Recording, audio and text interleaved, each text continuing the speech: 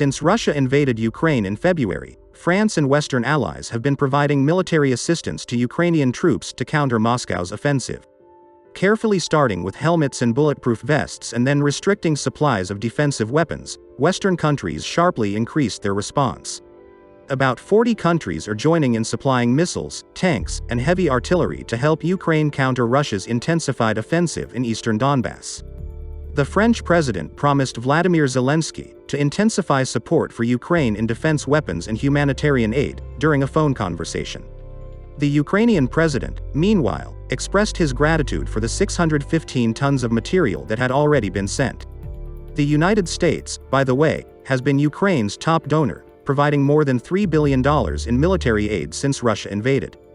This includes the latest $800 million military aid package announced by the president the day before, which includes howitzers, armored personnel carriers, and the newly developed Phoenix Ghost tactical drones.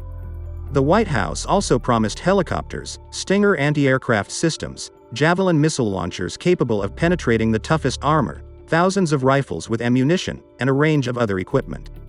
The US and Turkey provided Ukraine with drones equipped with missiles, and Canada sent howitzers and ammunition and promised 8 armored vehicles. Germany, which revised its long-standing defense policy of avoiding arms exports to war zones, announced its first shipment of heavy weapons to Ukraine.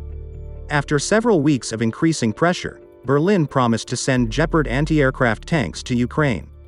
The French president approved the delivery of truck-mounted Caesar guns and Milan anti-tank missiles, in addition to millions of euros worth of military equipment already donated by Paris.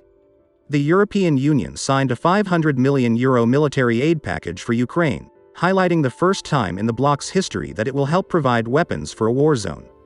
The Czech Republic provided tanks and T-72 combat vehicles, and Slovakia provided its S-300 air defense system.